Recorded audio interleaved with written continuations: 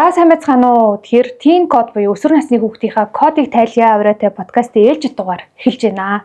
За энэ удаагийнхаа дугаарт бид хүний эрхийн үндэсний комиссийн гишүүн Хунан за мөн нийгмийн сэтгэл зүйч Уянга нарыг урьсан байгаа юм аа. Эцэгчүүд жишээ нь үтэнгийн дээрлэлт гэдгийг яг юуг жишээ нь авч үзэж ойлгох хэрэгтэй юм бэ? Яаж мэдэх хэрэгтэй юм бэ те? Эндээс яриа эхэлцгээе. Үеийнгийн дээрлэлт гэж юу юм бэ гэхээр яг ингээд нэг удаагийн тохиолдолтой ингээд нэг удаа ингээд зөрчилдөд хэрэлдсэн ч юм уу маргасан би нэг хочил дуудсан нэг удаагийн тохиолдол биш байдаг. Яг гэвэл энэ ингээд удаа дараа үлдэгтээд айгүй олон давтамжтай байдаг. Шинж нь юу байдаг вэ гэхээр ингээд нэр хоч зүүж өгөхтэй чи тэр штэ чи энэ штэ хөө нөгөө тэрэ гэдэг нэг хоч өгөхтэй юм уу? Эд зүйлийг дураараа авах. Яг л чи хамд ирэх мэдэл байхгүй би юм чи авах ирэх мэдэлтэй чи энэ яг яах юм гэдэг тийм юм. Очиж биеинд нь халддаг удаа дараа тий. Энэ хүүхдэд бити найзлаараа гэдэг чим дандаа ингээс яг үр дагавар нь бол дандаа сэтгэл зүйн ингээд тийм хүнд байдалд оруулах байгаад. Тэгээ тэр нь нөгөө нэг бүли гэж яриад байгаа дээрлэлт нь юугаар онцлог юм бэ гэхээр давтамжаараа л ялгагддаг. Өшөөнийг шинж байгаа ихэвчлэн ингээд том хүмүүсээс далд явагддаг. Яг үүндээ багш нар ч мэдэх боломжгүй эцэг эх ч гэсэн мэдэх боломжгүй. Гэхдээ тийм болоод байгаа шинж тэмдэг байдаг хохирогч хүүхдүүд дээр. Бидний яадаг вэ гэхээр хичээлдээ явах дургу болно тий. Ямар нэгэн шалтгаан хилээд гэртээ байх гад байна. Бүр сүулдэ ингээд ээж аав нь ойлгохгүй гэж бодох юм бол сургуультай явж байгаа юм шиг дүрсгэж гадуур өөр газар очих гэдэг ч юм уу тий. Тэгээд дээрлэгч нь өөрөө нэг бол хүүхэд байж болно, том хүнч байх боломжтой ер нь бол тийм. Одоо багш нар ч гэсэн байх боломжтой байхгүй. Тэгэхээр дээрлэлт гэдэг бол яг юм нийгмийн үзэгдэл агаад байдаг. Цаанаа бол ихэвчлэн нөгөө хохирогчд ихэвчлэн хүүхдүүд байх гэдэг. Яагаад гэвэл хэрвээ тэр дээрлэлтийн соёл нь ингээд дэлгэрхэл юм бол хамгийн түрүүнд хаана хэрэгжих вэ гэхээр их мэдл багтаа хүн дээр хэрэгжинэ. Их мэдл багтаа хүн дээрээ туршаад хидэд үздэнээр болох юм байна гэх юм бол дараагийн шат нь том хүн дээр иж эхэлдэг гэсэн. Ийм нэг нийгмийн динамик байдаг. Одоо таны үгдэх юм бол нэгдүгээр сургуультай холбоотой асуудал дээр хамгийн анх нөгөө саатанд хүүхдээ хараа суужхтаад энэ дээрлэлтийн шинж тэмдэг мөн байна гэж аягүй хурдан ялгаж таньсан гэдэг чинь тийм. Гэтэл одоо эцэгчүүд багш нар хүүхдээ ажиллаж байгаа хүмүүс ялгаж таних дээр аягүй их алдаад байна уу гэж бодоод. Томчуудын дунд дээрлэлт гэж юу юм бэ гэдэг таних тэр арга зүйн яг өмнөд дэлгэрээгүй байгаа тань л да. Миний хувьд болохоор яагаад таньсан бэ гэхээр би 30 минутын турш дээрлэлтэнд хүртсэн баг. Тэр хүүхдүүд ингээд за ингээд би ингээд явчих юм чинь явчих хаа гэсэн төсөөллөөсөн чи араас хурж ирээд удаа дараа над дээр ирж байгаа байхгүй. Тэгээд за явчлаа да гэж бодсон чинь нэг нь буцаж гүйж ирээд намайг хил хамаар доромжилж байгаа байхгүй. Тэгэхээр давтамж нь ялтчихгүй бүлигийн шинжтэй болцсон.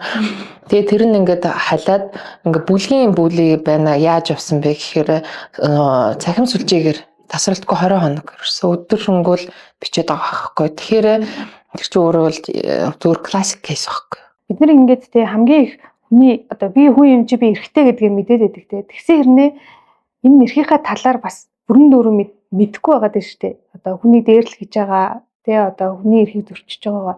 Энэ юу нь юунаас шалтгаалж байна вэ? Тэрийн зүгээс одоо яг хүний эрхийн чиглэлээр ажилладаг байгууллагын зүгээс бол ер нь энэ хүний эрхийн боловсрол соёлыг бий болгох ёстой гэдэг ийм шаардлага зөвлөмжийг бол тавьдаг. Хүүхдүүд бол жишээл тэрийг мэдхгүй мэдээгүйгээсээ нэгнийгээ одоо дээрлэгдэг, нэгнийхээ эрхэнд таалддаг тийм. Тэгэхээр энийг бид нар бол багаас нь суулгах ёстой гэж харж байгаа. Энэ хүний эрхийн соёл гэдэг юм чинь ер нь бүх төвчөндөө байх ёстой. Цэцэрлэгийн одоо насны хүүхдүүдийн дунд ч гэсэндээ тэрийг бид нар суулгах боломжтой байхгүй. Яг энэ чинь энэ бүх юм чинь яадаг гэдэг нь зан үйлээр илэрж байгаа байхгүй. Тэгэхээр одоо хүүхдүүд жишээлбэл нэгнийгээ зохиж болохгүй. Энэ чинь болвол одоо хүүхдүүдийн дунд байж болохгүй зүйлээ гэдгийг бид нар ойлгох хэрэгтэй. Тэгээд эн чин одоо хийгдэхгүй байгаа учраас ингээл явсаар дамжирсаар л ингээл яваад байна л та. Одоо өнөөдөр бол жишээлбэл гэмтрийн шинжтэй байна. Үеийнгийн дээрлэлт гэж хэлхээс эхлүүлээд энэ бол ингээд учир дутагдaltaй юм шиг санагдаад байгаа. Зөвхөн хүүхэд хоорондын энэ бол асуудал биш байна. Тэгээ та түрүүнд хэлжээндээ нийгмээс хамааралтай асуудал байна. Энэ яагаад нийгмээс хамааралтай асуудал юм бэ гэдгийг нэг ухаж сайхан тайлбарлаж ойлгуулвал тээ. Ер нь хүнтэй ингэж муухай харьцаж болно гэдэг ойлголт хаана үүсээд байгаа юм бэ гэдэг чинь айгүй чухал байхгүй. Тэгээ хүүхдүүдийн дунд хоорондоо би чамтай ингэж муухай харьцаж болох юм бэ л шүү дээ гэдэг ойлголт хаанаас үүссэн юм. Тэр чинь аюу олон мэдээллийн суугаа орч хүн бол ерөөсөө өгөгдлийг бол ингээл орчноосоо байнга төвөрлөж идэг тий. Хүнтэй харьц болгондоо гадаа алхах болгондоо л мэдээлэл зөвлөж байгаа. Хүнтэй зөрөгтэй хүртэл энэ бол эрэгтэй хүн эсвэл эмэгтэй хүн гэл дүгнэлт хийж идэг штэ тий. Тархин дотор яг тэр шиг бид нар хүүхдүүд ямар мэдээлэл авч идэг вэ гэхээр орчноосоо машин зам аюу гой байна. Аюу гой засцсан би машинтай болох юм бол би гой замаар явах юм байна. Явахад амар муухай зам байна. Намайг бол дээрлэж болох юм яа гэвэл би санхүүгийн бядаггүй. Эсвэл би насанд хүрээгүй.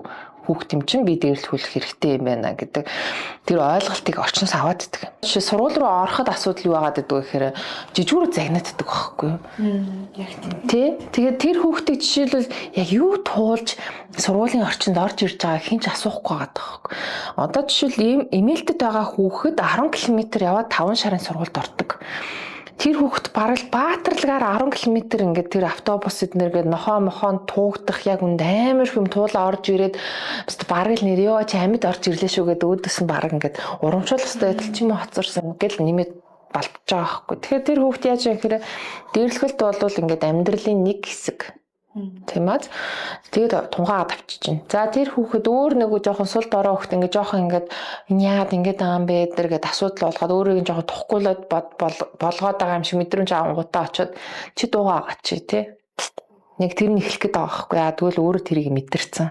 Энэ бийж болох юм байна гэдэг байгаа байхгүй. Яг үүнд тэр хүүхэд өөрөө муу юм уу сайн муу гэдэг яг үүнд тэр үйлдэл нь бас яг хэмжүүр нь мөн үгүй гэдэг бид нар бас бодох хэрэгтэй байхгүй. Яа гэвэл тэр хүүхдийн байн харцсан болохоор хүмүүс хоорондоо ингэж л харьцдаг юм биш тэг ойлголт авсан байх боломжтой. Тэрүүгээр л нөгөө үндэ харьцах гээд байгаа байхгүй. Магадгүй тэрийг ингээ хамгийн ээлдэг харилцаа гэж бодсон байх боломжтой. Яагаад гэвэл гэрт нь тийм хандлагатай хүн байх боломжтой байхгүй. Яа тэгэд гэрт нь хүчирхийлэгч хүн байх юм бол өдөр тутамд одоо тийм муха зандарсан тий хүчирхийлсэн байдлаар хандаад байх юм бол тэр хүүхд ямар ойлголт авдаг вэ гэхээр эцэг эх бол хамгийн дотн хүмүүс байхгүй тий багаас нь л хамт байсан тэр чин гэр бүлийн гишүүн байхгүй тэрийг бол дотн гэж хүлээж аавна гэтэл дотн гэдэг мессежтэй хамт хүчирхийлэл орж ирээд тахаар хүүхэд хүчирхийлэл бол дотн харилцаа юм байна гэд өөртөө шаблон үүсгэждэг толгонд тэгэнгүүт нь өөртөө ингэж хүчирхийллийн шинжтэй харьцаад байгаа болохоор энэ над хайртай юм томчууд хүртэл тийм алдаа зөндөө гаргадаг байхгүй. Тэгэхээр бид нар дээрлэлт гэдгийг одоо жишээл хаанаас эхлээд байгаа юм энэ хүүхд угаасаа муу юм уу энийг л ерөөс нийгмийн хог шаар эднэр гэхээс илүү ер нь энэ дээрлэлттэй ойлголт хаанаас ихтэй юм бэ гэдгээ ойлгож аваад тэрийг засчих хэрэгтэй байхгүй. Нэмээд сошиал орчин олон нийтийн сүлж. Одоо ялангуяа өнөө үед бол олон нийтийн сүлж. Ер нь бол эцэг их сургууль нөгөө мэдлэг боловсрал тэр нөгөө өгөгдлийн нөхөөс илүүтэйгээр өнөөдөр хүүхдүүд яаж нэг олон нийтийн сүлжээнээс энэ бүх зүйлийг авч जैन сурж जैन мэдчихэж байгаа байхгүй. Хяналт тавих юм уу эсвэл одоо дүгнэлт хийх л хэрэгтэй байгаа. Энэ дээр одоо хүмүүс хоорондоо томчууд ялангуяа те хоорондоо харилцаж байгаа тэр хүчирхийллийн аргаар те бие бинийгаа одоо доромжилсан байдлаар ингээл энэ бүх зүйл чинь яаж нэг хүүхдүүдэд шилбэл тэр сэдлийг Сошиал дээр хэр зарим сургууль насныхаа ангиллаар л одоо ингээд цахим бүлэдэлтэй хийгээд байгаа байхгүй. Томчууд гэх юм бол одоо Facebook дээр одоо X дээр ч гэдэг юм. Хүүхдүүд болгонгоор тусдаа сургуулаараа одоо нэрээ нууцлаад хүүхд оромжлох мэдээлэл оруулах боломжтой хөгжүүлсэн эсвэл ямар нэгэн хаяг нийцсэн тийм юмнууд ингээд байна гэж байгаа байхгүй. Тэгэхээр чинь л тэр чинь ингээд нийгмийн тусгалч нь л хүүхдүүд дээр эргээд харагдаад. Ямар давтамж харагдаад байна гэхээр сургууль өөрөө нэр төр гэдэг юмныхаа төлөө тэр хүүхдүүдийг ингээд золинд гаргаад байгаа тийм бүтэн ингээд бүлэг үүссэн байгаа байхгүй. Доголдсон зан үйлдэл байгаа хүүхдүүд арс бүлий хийсэн. Тэднэрийн жишээл ингээд миний кейс бол 8 дахь ангийн хүүхдүүдтэй тулж ирсэн. Тэгсэн чи тэдгээр 8 дахь ангийнхан 7 дахь ангид байхдаа манай тоглоомын талбай дээр бас нэг өөр ижиг дэрлэгсэн байгаа. Тэнгүүдээ 6 дахь ангидаа тэр нөгөө зургийг тарцсан байгаа болохоор тэр чинь ийм шүү гэд мэдээлэл орж ирэхэд 6 дахь ангидаа нэг ингээд нөгөө нууц аккаунт нөгөө групп нээж агаад ингээд нөгөө үгээр зоромжилж байгаа жишээл тэднэр нь гараад ирж байгаа байхгүй. Тэгэхээр юу харагдаж байна гэхээр тэр хүүхдүүдийг ингээд нөгөө хамгаалцаа байхгүй сургууль нь өөрөө. Тэгээд нөгөө хамгаалчаад далд группийн хэв шинжтэй болоод эхэлсэн. Тэгэнгүүтээ араас нь өөр тэр хүүхдүүдтэй хамааралгүй өөр хохирочуд гарч ирэхээр одоо тэр нэг асуумж асуудаг NGL гэдэг нэг юм байт юм билээ шүү дээ хүүхдүүдийн донд дэлгэрсэн. NGL дээр одоо хоорондоо энэний талаар юу гэж боддог вэ гэж зургийн тавьчингууд нь л хэлэхгүй нууцаар байгаа болохоор тэр нь янз янзаар доромжоо бичдэг тийм гарч ирж байгаа. Тэгээ хүүхдүүд надад өөр юу явуулж байгаа гэсэн чинь тэр нэг кейс дээр ми дээрсэлтийн юм дээр болохоор миний шаардлага тоглоомын талбай дээр тэврийн хэрэгсэл битээ унаач байсан байхгүй. Тэгсэн чинь энэ эмэгтэй тэврийн хэрэгслийг үзий яддаг тэр нь халиад Сурон Монголиа гэдэг групп руу жишээлбэл шеэрлэгдчихэж байгаа. Тэгэнгүүтээ Сурон Монголиа дээр болж байгаа ингээд ми талаарх доромжуудаг жишээл ингээд хүмүүс ингээд ихчээ таныг ингэж шүү гэдэг чөнгө тэрэн дотор л зүгээр л ингээд цэвэр доромжуу тавьчих واخхой. За би том хүн тэрийг яаж шингээхөө бас нэг өөр төвшнийх штэ ер нь бол миний тарих одоо бүрэн хөгжилтэй одоо замлаа дуусгацсан тий одоо би тэрийг сэтгэл зүйн хувьд одоо өөр дээрээ шууд тусгаж авахгүйгээр хүлээж авах чадамжтай болсон. Гэтэл тэр хэмжээний дээрлэлтийг жишээлбэл хүүхэд хүлээж авах юм бол амар сонир байдалд орох гэдэг байна. Тэр хүүхэд бол баг ингээд нэг жилийн турш ахид сургуульд явахааргүй болтол нь бөмбөгдөж байгаа байхгүй. Тэгэнгүүт чинь хүүхдүүд хичээ миний талаар ингээ NGL дээр ингээ бичээд энийг устгаад өгөөч гэд гуйж ирж байгаа байхгүй. Бүр тэгээд би бол тэр хүүхдүүдийн хувьд бол 3 дахь ч тэгээ шалхан хүндлэнгийн хүн байхгүй. Гэтэл сургуулийн багштаа биш, удирдлагатаа биш, эцэг эхтэй биш шал танихгүй юм битүүн дээр очиод намайг аваад өгөөч гэж гуйж ингээд ч өөрөө эмгэн л байгаа байхгүй. Яа тэгэхээр багштаа итгэх итгэлээ алдсан байна. Сургуульдаа итгэх итгэлээ алдсан байна. Эцэг эхтэй итгэх итгэлээ алдсан байхгүй.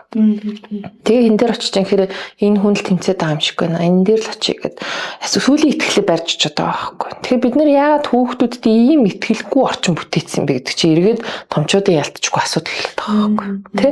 Баг дээр нь жишээлбэл бид нар арга хэмжээ аваагүй хариу үйлдэл үзүүлээгүй учраас л өөрөөр хэлбэл энэтэй одоо тэмцэх талсан зогсоох энэ бүтцүүд маань ажиллаагүй учраас өнөөдөр хүүхдүүд ингээд хохирол яваал байгаа байхгүй.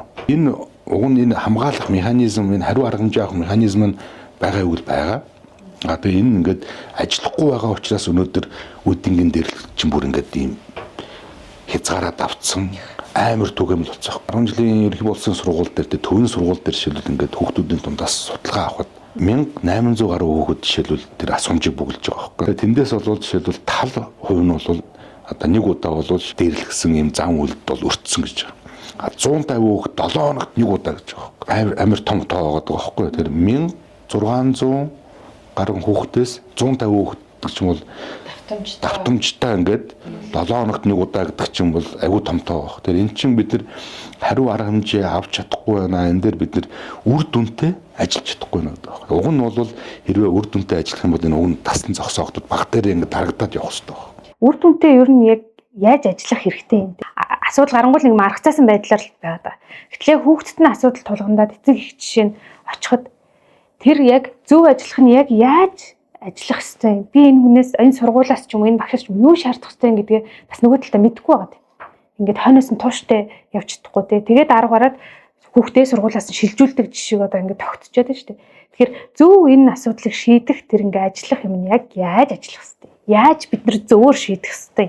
Уг нь бол энэ хүүхд хамгааллын хариу үйлчилгээ үзүүлэх энэ механизм бол байгаа. Жишээлбэл сургууль болгон дээр шил хүүхд хамгааллын баг байгаа байхгүй. Тэгээд сургууль болгон жишээлбэл ийм тохиолдол гарлаа гэхэд нийгмийн ажилтнтай хандаа одоо багштай хандаа хэлж. Тэгээ энэ дээр нь бол нөгөө хүүхдтэй ажиллахаас гадна тийм үү? Нөгөө хохирсон хүүхд дээрээс нь тэр холбогдсон хүүхдтэй ажиллахаас гадна тэр хамт олонтойноос ажиллах хэрэгтэй. Орчин тойрныханд. Дээрээс нь гэр бүлтэй бас ажиллах хэрэгтэй байдаг. Бүгдээрээ л оролцох хэрэгтэй. Бүгдээрээ ач холбогдол өгөх хэрэгтэй. Ач холбогдол өгөхгүй байдаг байхгүй. Ач холбогдол өгөөд асуудлынх нь одоо углуугаар нь бид нар энийг онцлох хэрэгтэй байхгүй. Ер нь манайхны нэг хандлага байна шүү дээ. Тэгээд юм сүртэй ингэж л хүн болно шүү дээ ч гэдэг юм уу те. Гэтэл эн чин бид нар ингээд тоохгүй явсараад ингээд хүндрээд бүр ноцтой хэмжээнд очдог гэдгийг бол одоо сая бодит жишээ харуулдаг гэсэн. Тэр бид нар энэ дээр бол сэтгэл зүйчтэй уулзулдаг, ярьдаг. Гэхдээ энэ маань яг хөөд яг практик дээр бол таны 30 минутын ярилцлага хийгээл өндөрлөж байгаа байхгүй. Гэтэл энийг бол бүр ингээд үргэлжлүүлэх. Дээрээс нь ингээд яг суур шалтгаан юу байгаа те. Тэр хүүхэдтэй магадгүй орчин ямар байгаа юм. Гэр бүлийнх нь хүрээнд нь ямар нөхцөл байдал байгаа юм. За тэр ангийнх нь хүрээнд нь үе тэнгийнхэнтэй магадгүй одоо шил 6 дугаар ангийн хүүхдүүд дахиад нийт 6 дугаар ангийн хүүхдүүдийн төвшөнд нь ямар байгаа юм. Магадгүй 6 дугаар ангийн хүүхдүүд өөрсдөө нөгөө нэг дээд ангийнхаа дээрлэлтэнд өртдөг байж болно шүү дээ. Дээрээс нь 6 дугаар ангийн хүүхдүүд доод ангийнхаа хүүхдүүдэд бас дээрлэлт үзүүлдэг байж болно. Тэгэхээр энэ бүгдийг чи ингээд цогцоор нь ингээд аваад онцлох хэрэгтэй байхгүй. За яг шалтгаан юм байна. Тэгэхээр бид нэр ийм интервенц авах хэрэгтэй юм байна. Одоо чинь саяны хамгийн сүүлийн ингээл цацгдсан бичлэгтэй холбоотой эцэгчүүд ингээл сургуулийн гадаа хэвлэлд яриа өгж байгаа юм л та тийм. Тэгэнгүүт ингээл бид нар зөндөө хандсан. Ерөөсөө ингээд тэгээгүй ингээгүй үл ашигдсан байхгүй. Тэгээд эцэг эхийн үл ашиаж байгаа хүүхдийг нүдэн дээр нь бид нөө төрүүлсэн шүү дээ. Жижүүр ингээд нөгөө орж ирэхтэн загнаад байдгаа гэд. Би хүүхдээ ингээд улсын цэцэрлэгт өгөө 7 хоногийн дараа гаргасан байхгүй. Яасан гэсэн чинь бид хоёр хоцроо орж ирсэн 10 минут хоцорсон баг. Тэгсэн чинь жижүүр нь шууд намайг орж ирсэн чинь нөгөө жоохон хүүхдийн нүдэн дээр намайг загнаж үзүүлдэг байхгүй. Би тэгэхээр бүр ууралж байгаа байхгүй. Чи хүүхдийн хажууд ээжийг нь загнадаг яг хэн бэ тий? Би ойлгохгүй байхгүй тэр хандлагыг.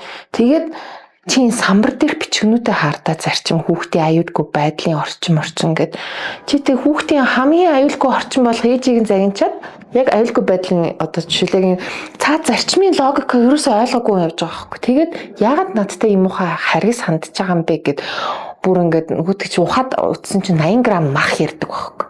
Норм яриад байгаа байхгүй яг нэг коммунизмын үеих шиг.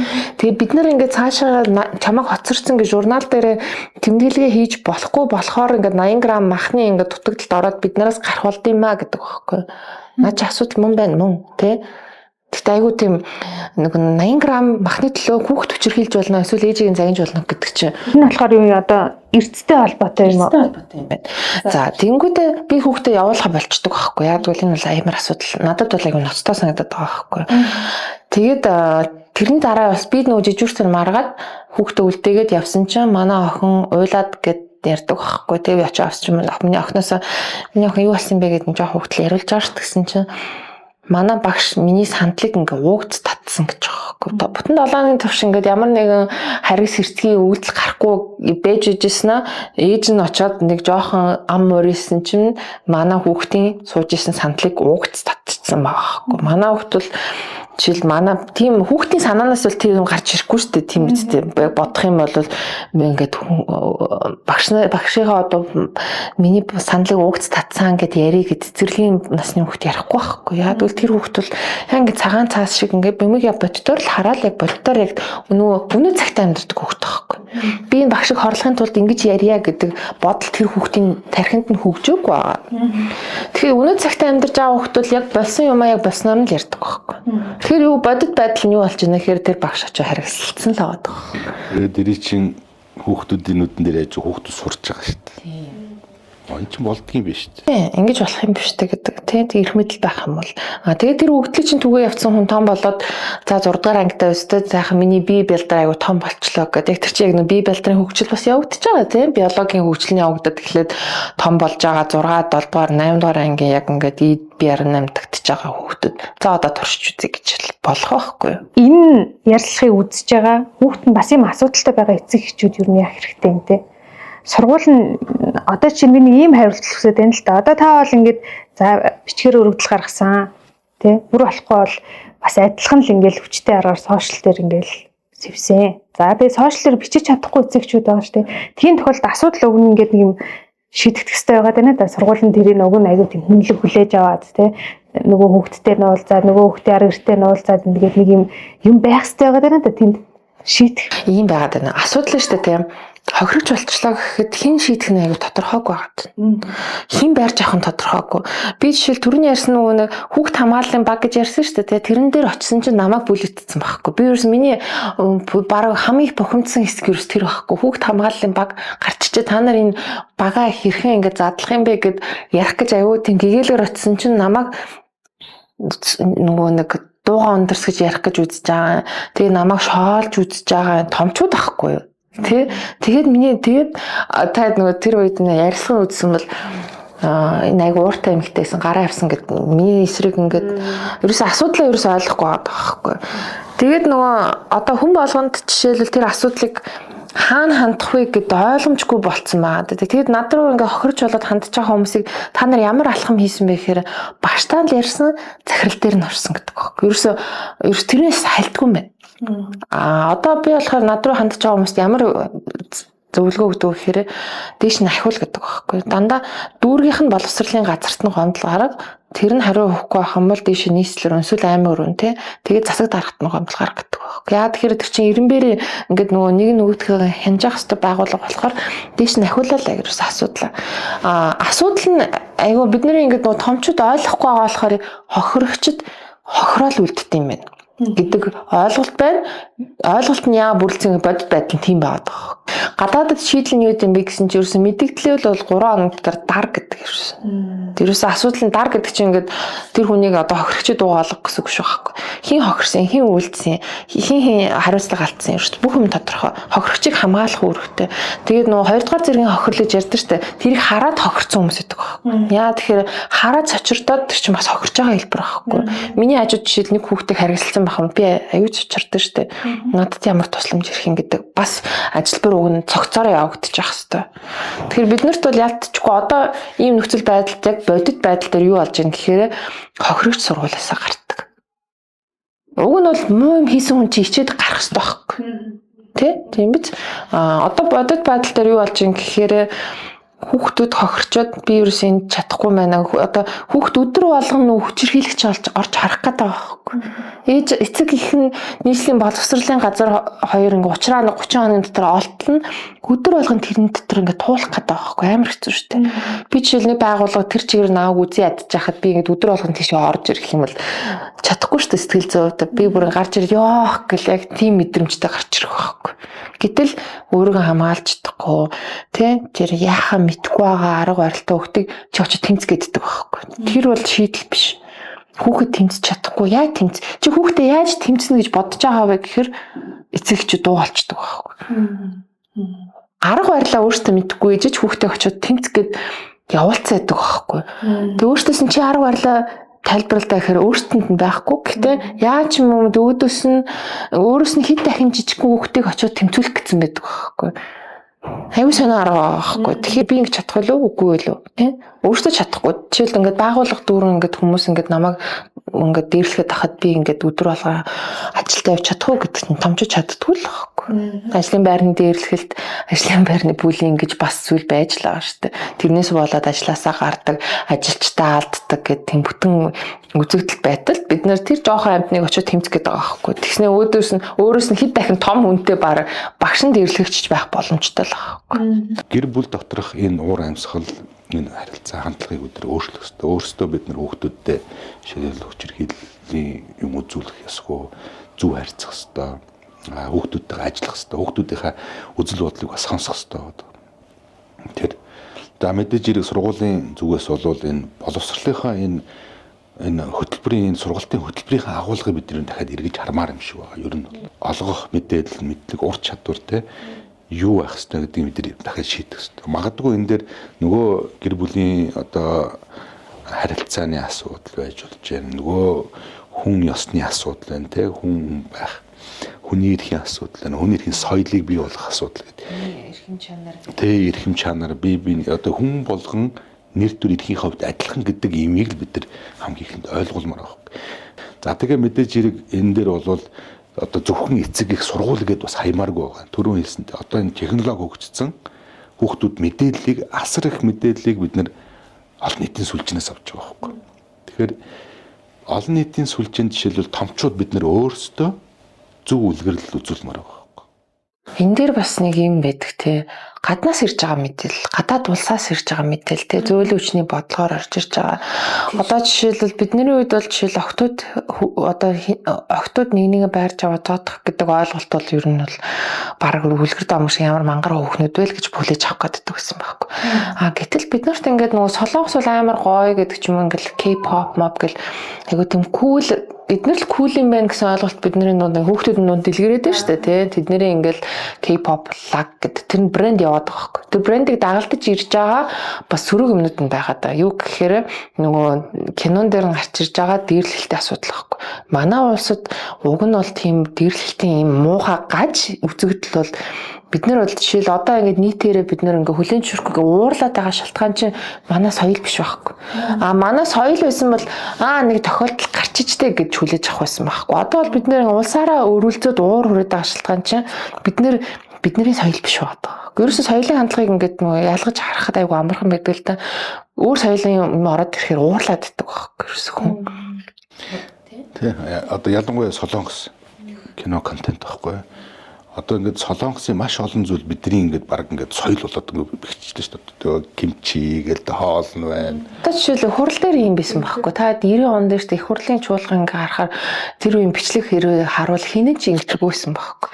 Нэг би нэг идэхтэй тэрийг санд нэг солонгосын нэг юм гарсан юм кино байлуу нэг юм тэрэн дээр ингээд бүгдээрээ ингэсэн зогссон байхгүй. Тэр зүйтэй манай улс таяа нөгөө нэг халтар царайчил яг явагдсан байхгүй. Тэрнээс хойш ингээд мэрсэр ингэдэг болсон. Одоо бол баг бүгдээрээ юм болцоо байгаа.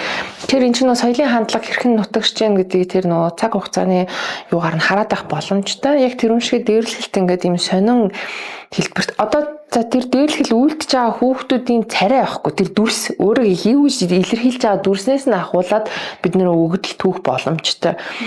Нөгөө солонгос киноны нэг ийм өсөө унжуулсан хар өнгийн тэгэл нэг юм гэсэн нүрээ тодбодсон ийм нэг царайтай цав цагаан царай гэл яг тэр дүрс яваад байгаа байхгүй. Тэгээ тэр дүрсийн үлддэг дээрлэлтийн зан үйлэн дагалдаад явцсан байгаа байхгүй.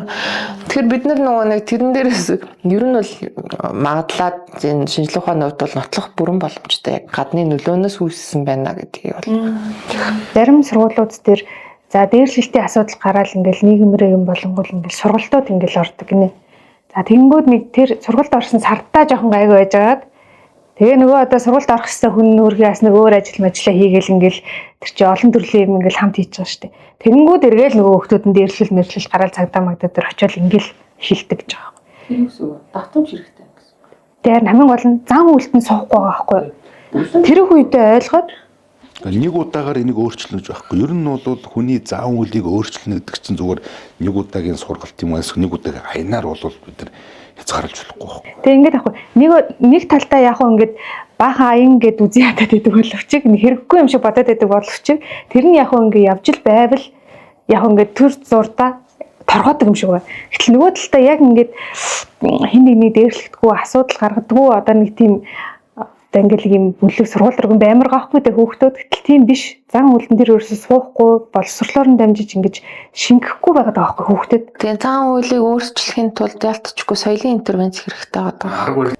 Арга барилаа бид нар өөрчлөхөд одоо шил ерөнхий боловсролын сургууль дээр энэ мэдлэг олгож байгаа энэ аргачлал энийгээ бид нар эргэж хармаар юм шиг. Энэ нь шүү дээ тийм байхгүй.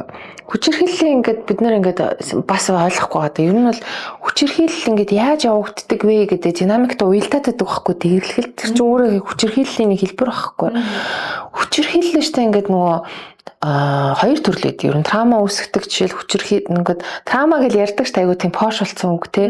Гэхдээ трамаг жишээл ингээд хідэн төрлөөд юм бэ гэхээр хүмүүс мэддэг байхгүй.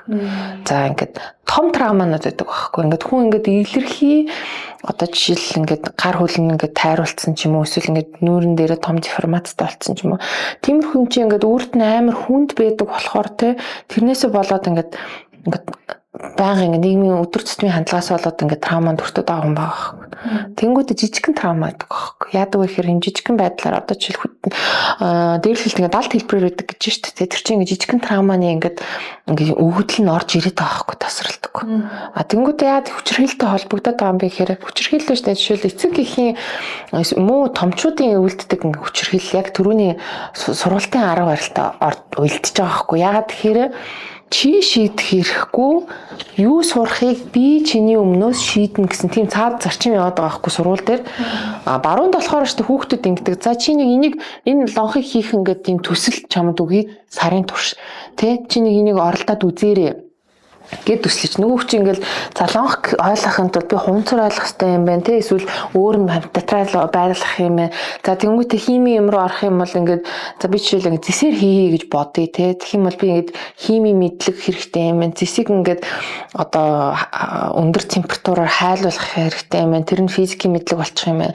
Зэсээ цэвэршүүлэхийн тулд би хими одоо хүчил ашиглах шаардлагатай юм байна. Аюу олон юм ингээд цогцоор өөрөө сурах гэдэг байгаа байхгүй юу? Бидний ингээд боловсролын систем ингээд цаад бид нар чам боловсруулад байгаа шүү гэдэг мессеж юм шиг мөртлөө цаана юу гэдэг нь гэхээр чи энийг сонгох хэрэггүйгээр сурах хэрэгтэй шүү. Үндсэн юм. Тэгээд тэр жижиг хэлбэрийн травма гэж яриад байгаа шүү дээ. Тэр чинь хүчирхийллийг яаж бас хийдэг вэ гэхээр чи үсээ миний хэлснээр л зассан шүү. Эцэг эхчүүд гэдэг. Тэгэнгүүт чи ингээд энэ миний толгой бол миний хэсэг биш, энэ бол манай ээж аавын эрх мэдлийг хэрэгжүүлдэг талбар юм байга ойлгочдөг ерөөс хүүхд. Одоо сургууль дээр орчингууд чи яг тийм байгаа хгүй. Чи ингээд одоо жишээл ингээд за яг бүр гаж байдлаар биш юм а гэхэд одоо яг энэ хэлбэрээр ч үсэж сараа гэдэг нь сургуулийн стандарт цаач ш. Тэгэнгүүт чи энэ орчинд бол би өөрийнхөө байх хэрэггүй. Миний энэ орчин бол ингээд сургуулийн орчин юм байна ерөөс.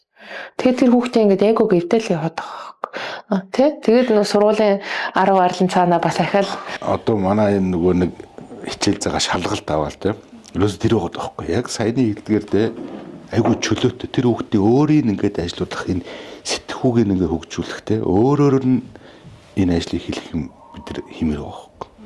Тэгэхгүй бол ном уншууллаа шалгалаа за тэдэнд авлаа. Үнэлээд тэгэнгүүт ирэмблээ те тэгээ дээрэс нь сургуульд орох нөгөө нэг жагсаалт улаан шугам гэдэг байгаа шүү дээ. Энэ бүх юм чинь өөрөө бас айгүй том асуудал байхгүй. Бид нар энэ арга барилал бид нар өөрчлөмөр байгаа. Ер нь бол энэ бүхэлдээ бол бид нар энэ хүүхдээ хүмүүжүүлж байгаа, хүүхдээс хүн уралж байгаа энэ процессаа бид нар эргэж хармаар байгаа. Тэгээд mixed message гэж юм байгаад байгаа байхгүй юу? Бид нар одоо ингээд mixed message-ийг ерөөсөө сургуулийн орчинд ерөөсөө үйл хашаагаад байдаг байхгүй. Хүүхдээс ингээд хүндлэж хаардаад ингээд сургуульд орж ингэж ш тэрхэлт бол ба гэл ингээд бөмбөгдөөл те. Тэгээд хүчээр суулгаад байгаа байхгүй юу те. Тэнгүүдээ нөгөө саяхан нэг юм жишээрсэн байхгүй. Нэг багш нь зөрөө сайн байна уу мэдлсэн чинь хялцаад ингээд явсан чинь хажууд нь явчихсан багшийн хүүхэд нь ингээд жуумалцаад явсан гэдэг нэг тийм ярьдаг байхгүй.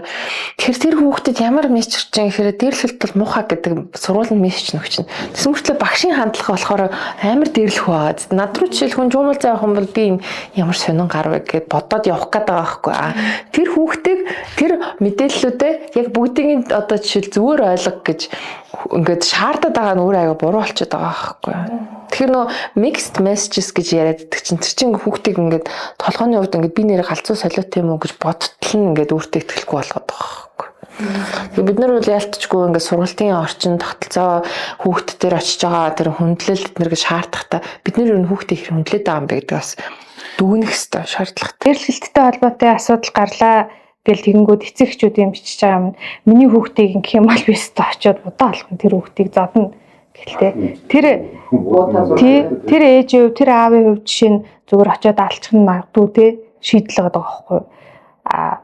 Тэр яг юу явах вэ? Яг ингээд тэр хүүхд ч гэсэн эрэхтэй, нөгөө хүүхд нь ч гэсэн эрэхтэй гэд нэг юм одоо суур юм хүний эрхийн мэдрэмж ойлголт ерөөсөө огт байхгүй. Яг хүчирхийллийн сэтгэл хөдлөлийн одоо энэ автал шийдвэл ингээд болчихно гэсэн нэг энэ зөв гэсэн нэг тийм ерөнхий юм байдаг шүү дээ. Нэг талаараа шүү дээ. Яг энэ нөгөө нэг асуудлыг шийдвэрлэдэг механизм үр дүнгүй ажиллахгүй байгаа учраас энэ бухимдал байна шүү дээ. Өнөөдөр тэр хүүхэд бол тухайн эцэг эхийн хувьд бол асар үнцэнтэй юм байгаа байхгүй.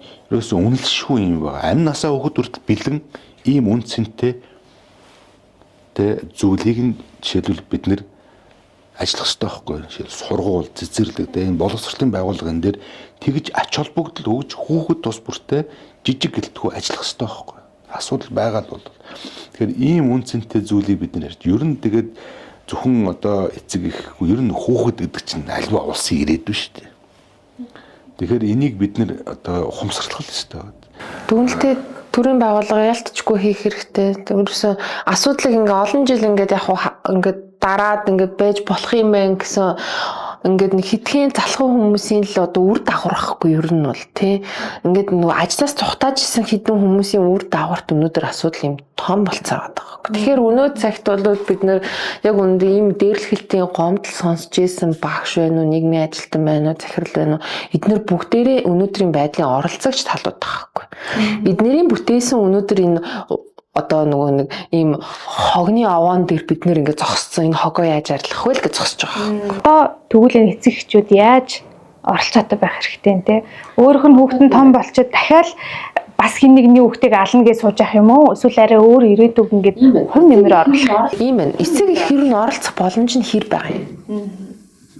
Яг энэ кейс дээр одоо жишээл би сүүлийн үед аюух анзаараа яриад байгаа зүйл юу гэхээр сургуулийн захирлыг эцэг эхийн төлөөлөл сонгохгүй байгаа төр шийдэт байгаа нь өөрөө ерөөсөн асуудлын гол юм шиг харагдаад байгаа сүүлийн үед. Яагаад тэгэхээр эцэг эхчүүд очоод би энэ хүнээр л хүүхдүүдийнхээ одоо жишээл орчныг бүрэлдүүлмээр байна гэд хэлэх ямар ч эрх мэдлэхгүй байгаа байхгүй. Гадаадад жишээлбэл яаж нэ гэхээр Австралид бол жишээлбэл ингээд нөгөө төрийнхэн оролцоо захирлыг ерөөсөө томилдгүй байна. Төр ерөөсөө цалингийн л үгэн томилогдсон хүнийх нь. Тэгэнгүүтээ тэр захирлыг сонгож байгаа нь юу гэсэн чинь удирдах зөвлөх гэдэг байгаа нь болохоор цөөн тооны багш болон эцэг их тэгээд оюутнуудын юм зөвлөл байгаа байхгүй. Тэд нар дундаасаа нөгөө нэг яадаг захирал болох саналууд ирэнгүүт нь дундаасаа нэг хүнээ сонгодог. Тэгээ бид нэр манай сургуулийн хэрэгцээ ийм байгаа шүү, ийм асуудал байгаа шүү гэд нөгөөнтэйгээ шууд ярьдаг. Тэр хүнийг удирдах зөвлөлн тэр нөгөө нэг эцэг их болно сурагчдын холбоо гэдэг хүмүүс нь томилжингууд нь төрөөс цалингийн өрөөсөө олгодог. Тэгэхээр яаж юм гэхээр төрөөс хамаарахгүй болчиход байгаа байхгүй. Тэр хэн байх нь тийм ээ. Тэгээд жишээлбэл за би уянгаа очиод энэ сургуульд захирал хиймээр байна гэхээр би эцэг эхчүүдтэй нь ярих нь шүү дээ. Би ийм одоо жишээл асуудлыг шийднэ. Яг сонгуулах гэдэг байгаа байхгүй. Өнөөдрийн байдлаар болохоор яг коммунист жишгээр яваад байгаа. Өнөөдөр ингээд судалгаа хийгээд явахаар юу болдгоо гэхээр сургуулиудын захирлууд нь хийгээд байгаа үндсэн фокус нь хаана гэдэг вэ гэхээр сонгуулийн гар хөлөлдөг байхгүй. Ерөөсөө сонгуулийн хөл болцсон. Тэгээд хин хаана ялалт улс төрчийн одоо ялалтын төлөө ажилтдаг нэг тийм механизмын хэсэг нь болоод байдаг. Одоо та өөртөө ингээд зүгээр сүүлчид ингээд тэр захирал хэний хамааралтай хүн байна гэд 10 жилийн сургуулиудын захирлуудынх нь ар байдлыг ингээд мөшгөөд үсэх юм бол дандаа улс төрчийн хамаарлын хүн байдаг. Аль нэг улс төрчийн эхнэр, аль нэг улс төрчийн эгч дүү, тэрний дүүгийн нөхөр гэдэг ч юм. Нана ерөөсөө ингээд 3 алхмаас холдохгүй ерөөс тэр улс төрчөөс. Уг нь бол эсрэгээр улс төрчөөс 3 алхмын зайд байгаа хүн биш, хүүхдийн яг энэ нөгөө нэг асуудлыг ойлгож байгаа, тухайн сургуулийн нөхцөл байдлыг ойлгож байгаа хүн тэн дээр байж ах хэрэгтэй байхгүй юу? Мэдээлэлтэй холбоотой нэг юм эрг өөрчлөлтүүд гарч байгаа шүү дээ. Үтгийн дээрлэлтэй холбоотой сургууль өөрөө аль биесны мэдээлэл гаргадаг байх нь өөрөө асар ач холбогдолтой байна. Энэ бол ингээ наацхийн асуудал соёл тэр чинь соёлын өөрчлөлт байхгүй. Ер нь бол энэ дээр юу болсон бэ гэхээр би өөрөө дээрлэлтэнд хүртэхэд би нөгөө шаардж байгаа айгүй хэдхэн зүйл тодорхойсон байхгүй. Энэ хүмүүстэд бүгдийг нь илрүүлээд барьж ав. Хоёр бол надад мэдээлэл бич сургуулийн талаас мэдээлэл бич гэдэг. Ерөөс би нийслэлийн боловсролын газар дээр хүртэл уулзахад надад яг айгүй олон зүйл хэлцэх гэдэг хасан. Би болохоор өөдөөс нь ганц л юм шаардсан. Мэдээлэл гаргах гэдэг. Мэдээлэл ямар ач холбогдолтой юм бэ гэхээр сургууль хохирогчийн талд байгаа мó, дээрлэгчийн талд байгаа мó гэдэг ойлголтыг маш тодорхой болгоод өгдөг байхгүй. Тэ? Хохирогчдыг биднээс ингээд зайхтын уучлалчаачтай эдэр гэжсэн бол мэдээлэл дээр тэрийг альбесэр текстээр бичиж чадахгүй байхгүй. Тэ мэдээлэл дээр тэр бидний ингээд нөгөө улсаараа ингээд хөлийн жишгэрсэн зарчим байгаа штэ. Ер нь бол дээрлэхэлт бол муухай хохирогчийг хамгаална. Энэ зарчмаар бичихгүй бол сургууль өөрөө асуудалд орно штэ тодорхой. Тэгээ тэрийг ингээд тунхаг маягаар нийтэд зарлах гэдэг чинь тэрийг уншиж байгаа дээрлэгч за ми талд бол зогсохгүй мэнэ гэдэг ойлголт нь очиж байгаа байхгүй. Заавал тэр дээрлэгчийг ингээд нийтэд цовдлохоос илүү эсвэл уянгаад ингээд нөгөө уянгаа суучлахгүй ч нэгэд миний ингээд жишээл нэрийг дурдахтай асуудал ерөөсөө биш. Яг сургууль өөрөө ингээд эрх мэдэлтэй байгууллагын хувьд талцах гэдэг байхгүй. Бид нэр зарчмынхаа талд зогсох хэрэгтэй. Тийм ээ. Тэр чинь нэг төрлийн шахалт, дээрээс нь шахалтанд ороод нөгөө эдгээ шахаж гэн нөгөө талаас нь тунхаг ахгүй. Бид нар бол дээрлэгчийн талд байхгүй, бид нар хүчирхийлэгчийн талд байхгүй. Энэ бол гаж үзэгдлээ гэж тунхаглах гэдэг байгаа байхгүй. Айгу эерэг үрдэн авчирсан байхгүй. Яг энэ үдингийн дээрлэхэлтэй энэ бол жишээлбэл уягаан хийс тэр айгу ингээд одоо тод ингэж яригадаад тэгээ энэ бол айгуу том өөрчлөлтийг бол авчирсан гэж яриад байхгүй. Ялангуяа тэр одоо нэгдүгээр сургуулиас сүүлдэн ч гэсэндээ гаргасан тэр бол айгуу том давалгааг эхлүүлж байгаа байхгүй. Сургуулиуд ингэж хараад за бид нар ингэх хэрэгтэй юм биш. Ийм асуудал ингээд сургуулийн орчинд гарч байгаа юм байна. Гарах юм бол бид нар ингэх хэрэгтэй юм байна гэдэг. Мэдээлэл дээр тий. Тэгэхээр бол энэ айгуу зөв жишгийг одоо ер нь бол яг эрүүлж тал руугаа л гэж ярил л та. Тэгээд дахиад ч юу нэгэл эрх саруудад иймэрхүү бичлэгийг бас задрахлах. Миний бодлоор тэ энэ жил дахиад нэг юм асуудал гаргах. Тэр тоолонд нь бид нэр ер нь юуг илүүтэй шаардаад байх хэрэгтэй юм бэ? Эцэг эхчүүд ямар өнцөг дээр тэ ямар шийдэл төр илүү бид нар ингэж хүч өгч иргэдийн оролцоо тэ иргэн хүний одоо тэр хилээд байгаа тэ санаа шаардаад байгаа тэр одоо зүйлийн үн цэнийг илүүтэй ингэж одоо өртөж явах хэрэгтэй юм бэ? Нэг ийм санаа аваад дуусаасаа гэж хүсэж байна. юу гэж харж байгаа нь одоо энийг бол тэ бид нар нуух шээ хэл мэдэгд. Тэгээд энэ нөгөө хариу аргамж авах хэрэгтэй, хариу үйлдэл хийх хэрэгтэй, нөгөө нэгжүүдийг бүтцийг шаардах хэрэгтэй байхгүй. Ингэж л бид нар үр дүн гаргана. За нуугаад ингээд те дараад ингээд яваад ах юм бол энэ улам л даймжир. Тэгэхээр бол одоо эцэг ихтэй магадгүй одоо өөр хүний хүүхдтэй холбоотой хэрвээ ийм үдингийн дээрлэхэлт ноцтой хэмжээнд очсон кейс байгаа бол яаралтай мэддэг. Энэ дээр бол бид нар арга хэмжээ авах хэрэгтэй. Сургуульд мэддэг, энэ дээр арга хэмжээ авахыг шаардах хэрэгтэй. Сургуулийг бид нар жишээлбэл өөрчилж болж байгаа байхгүй. Одоо уянгагийн шин дээр бол ер нь бол мэдээлэл айгу чухал байт юм блэ. Ерөөсөө ингээ харж байхад нийгмийн сэтгэл зүй талаас харахад бол ингээ мэдээлэл айгу нөлөөтэй байхгүй. Ялангуяа тэр чинь дээр эрх мэдлийн дээр байгаа газраас мэдээлэл өгчнө гэдэг чинь айгу том мессеж байхгүй. Бид нэр хүлийн зөвшөөрөхгүй гэдэг агуулгатай. Ахад хохирогч байвал мэдээлээрээ гэдэг тий. Тэрийг айгу хурдтай өгчих юм бол ахад нэмэлтээр хохироод байцсан далд байсан кейсүүдийг бид нараас илрүүлэх бүрэн боломжтой байгаа. Уг нь яг механизмын хувьд ингээ өгсөрчүүл айгу гоё байх гэдэг. Миний өөрийн кейс дээр бол мэдээлэл гарснаас хойш миний ингээд нөгөө над руу ингээд бичиж байгаа мессеж ингээд давтамж ногцсон бурцахгүй. Яа тэр нөлөөлөд байгаа байхгүй. Эцэг эхчүүд энэ кейс гарлаа гэж бодоход алдаад байгаа юм юу гэдэг вэ гэхээр асуудлаа за ер нь бичлэх гээд байна багш чинь цаашаа авч хэлцэхгүй байна гэх юм бичгээр өгөхтэй байдаг. Сургуулийн захиргаантай бичгөөг дүүргийн боловсролын газартаа өг. Дүүргийн засаг дарагтаа өг. Нийслэлийн боловсролын газар ерөөсөн дараалал нэг тодорхой байхгүй. Тэгээд явцсан байхад бол ингээд нөгөө түрүүний ярьж мэдэгт гээд байгаа шүү дээ. Ийм кейс байгаа шүү гэдэг ерөөс давтамжаа ингээд өгöd байгаа байхгүй. Ерөөс үндсэн мессеж нь ийм болсон шүү гэл гэдэг мессеж байдаг. Миний кейс дээр юу болсон гэхээр ингээд нөгөө сургууль дарах гэж ингээд үтсэн боловч ингээд нөгөөд хин ингээд ашаа тахиулсаар агаад Сүхбаатар дүүргийн засаг дарга захирамж гаргаад Сүхбаатар дүүргийн бүх сургуулиудаараа судалгаа авчиж байгаа. За энэ үнэхээр бодит кейс байна. Яа тэгэхээр сургуулийн үед хүүхдүүдийн дээрлэхэлтэн тал нь сургуулийн орчинд болоод байгаа юм байна.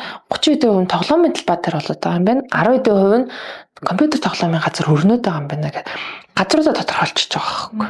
Тэгэхээр нөгөө үр дагавар нь юу гарч ийнэ гэхээр миний очиж байгаа сигнал чинь өөрөө ингээд явсаар агаад шийдэл болгоод байгаа байхгүй. Нэгсэнд бол уг нь миний хийх ажил биш л те. Гэхдээ нөгөө очиж араас нь мөрхөд яваад байгаа байхгүй. Би 50 байлгахгүй шүү дээ тийм үү. Миний яагаад гэвэл нөгөө зарчим миний талд байгаа байхгүй. Дээрлэхэл байх ёсгүй гэдэг. Тэгэхээр би бол зүгээр нөгөө нийтээрээ хүлэн зөвшөөрсөн хим хэмжээ зарчим үнд зүйлээ барайл яваад байгаа байхгүй. Яагаад бол бид бүгдээрээ юм дээрлэлтийг хүлэн зөвшөөрдөг үстэй манайхаа ингээл тэгвэл бүгдээрээ энэ төр яаж ажиллаад байгаа харцгаая л гэсэн л үндсэн ажиллабар явагдсан байхгүй.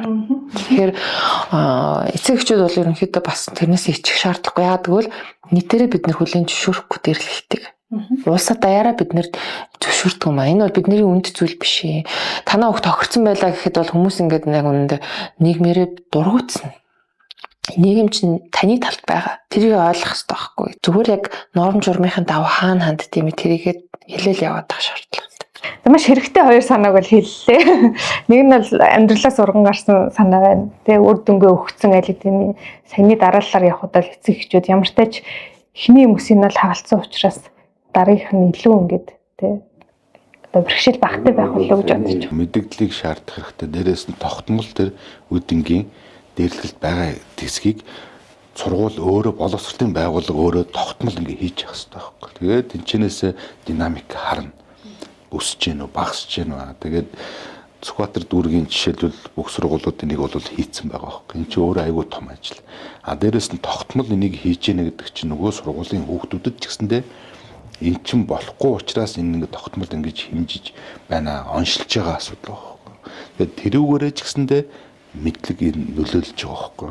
Энэ үеийнгийн дээрлэлд бол ямар ч тохиолдолд ямар ч үед бидний үнэт зүйл биш гэдгийг бол одоо бас ойлгуулж байгаа юм л арга хэмжээ гэсэн үг байна. Подкаста энэ төрөд өндөрлөё. Тэгээд ямар ч тач энийг үзэж байгаа эцэг эхчүүдэд те айхтар бид нар одоо тоо баримт ярьсангүй. Гэхдээ агуулгын хувьд энэ дээрлэл гэдэг чинь юу вэ? Яагаад үүсэж байгаа юм те гэдэг нэг юм боттой амьдралд буухуйцын мэдээллүүдийг өгч чадсан баха гэж бодож байна. Тэгээд мэдээлэл өгсөн та хоёртаас маш их баярлалаа. Хөрсөндөө баярлалаа.